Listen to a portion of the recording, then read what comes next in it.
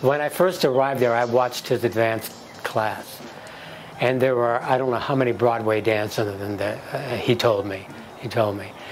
And I saw him dance on film. I've never seen him dance in person, you know. And when I saw him dance in that class, I was saying this before in another interview, I thought, oh my God, I want to dance just like that. I want to dance like that. I said, I'm home. He was a father figure to all of us. I used to be in the group with Hama. I used to be in the, and we danced there off. So, you know, because it wasn't to do anything, it was just to show how hard you could dance. And I remember Claude Thompson after I did Hullabaloo, he gave me the advanced class. Okay. So I taught the advanced class. And he was so, and I just remember he was so terrific to people who had problems, physical problems. And you couldn't help but see that. Yeah. But when somebody came in who, you know, and you saw it. And he was just a very avuncular. He was just like somebody you had to like. You had to love, actually. Yeah. That's surprising that all three of you, Dean Martin, Ronnie DeMarco, and Luigi, were all from Steubenville. I mean, you know. And then when he was in the movie, he did a lot of those movie musicals. And when he was in White Christmas, you know, I was a teenager, you know, and everyone was talking about this Jacinto boy, you know, from Steubenville who was in the movie. So I went to see it, and so, you know, I saw him. Little did I know I was going to be spending 15 years of my life with Luigi.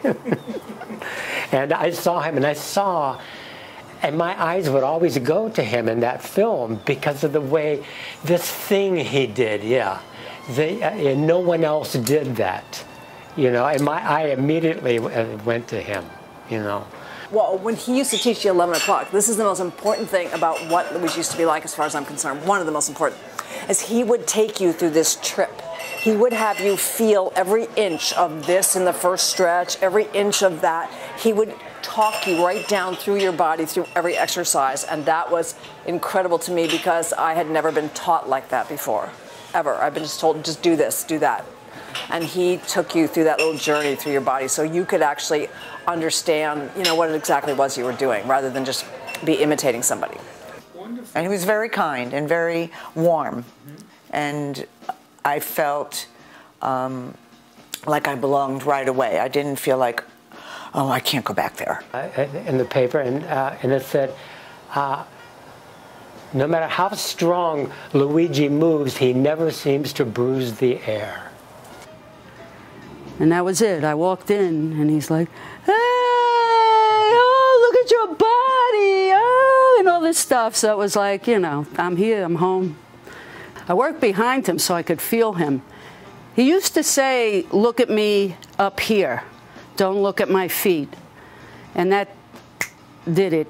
Once I did that, I had it. And the a pas mal came kind of natural for me. And then I came to him, and he makes you feel like $1,000,000, and he makes you just want to come back and get better and try again. He's just so inspiring. Everybody was important to him, and everything that he was doing was important. And I got into a near-fatal car accident, and I ended up in the hospital for 3 months. Both my legs were shattered, my jaw was shattered, and for 3 months I laid in traction, completely confident that I would be fine, although everybody around me was saying I'd be lucky if I ever walked again. And I came out of traction. That happened in Florida. I was brought back to New York City, and a very good high school friend of mine, maybe 2 weeks or less when I was home, said, I need to take you somewhere, because I kept going to physical therapists and they were just really not helping me. I was, both my legs were healing. The casts were just taken off. And she put me in her car and she drove me to 62nd Street and Broadway, parked in the underground structure, brought me upstairs in the elevator, and the door opened. Millie was at the desk. Luigi was sitting on the chair, on the bench that was opposite the front door with all the students waiting for the next class to start, and I was on crutches. I walked in, Luigi turned around, and he said, "Come to me, baby." And I looked around and said, "Me?" He said, "Come to me, baby." And I crutched over to him. He brought me into Rhett's studio, into the small studio, and started asking me questions about what happened in my accident and how long I had been out of the hospital and what went on. And he said to me he wanted to work with me privately, twice a week or 3 times a week, it depended, until I was able to get back in class. He was kooky. He was totally kooky. He was a comedian. He had so much energy. To match his energy in the room was almost impossible on a daily basis. He was so vivacious, and you get that. I got that immediately. I also got this father, Papa. Boy, was that a lucky thing for me. I was taking a beginner ballet class with Sandy Hagen at Northeastern University in Boston, Massachusetts. And one day she said, "I'm going to do a different class for you." She started telling us about this man, Luigi, and that if not for him, she could not be walking or dancing because of how he helped her with her knee problem. No doctor could help her. And she put on his voice instructional album, and this voice that gave you instructions just touched me, and I felt like I have to see and meet the person who's developed this.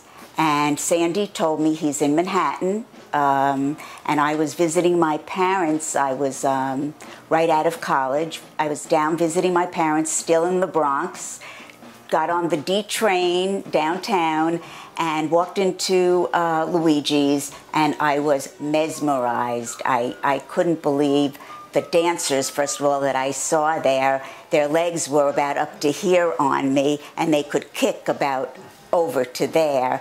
But he was warm, and my parents, he pulled out chairs right away, sit down, and I stood in the back. I couldn't see through the people, a sea of people, and followed along the best I could, and that was it, his charm. He not only taught us about our bodies and dance, he taught us about how to treat others and how to live a better life. Okay, my name is Hama from Japan. When I was 25 years old, I came to America. They look for Luigi. Someone who mentioned to me, when you go to New York, look for Luigi. When I got to New York, and jet lag, everything, and subway, I took subway, went to look for his studio, and 8th Avenue Showcase Studio, was it? Showcase Studios. The first time I saw his class was tremendous energy, and the peak of Broadway musical time. It was right after West Side Story, and very energetic, fantastic dancers in the class. And when I saw him first time, I just felt is that this gentleman is it's going to be my teacher. I accepted right away. Reason that way he dances with the beauty, way he danced, very free, spiritually fantastic dancer he was. And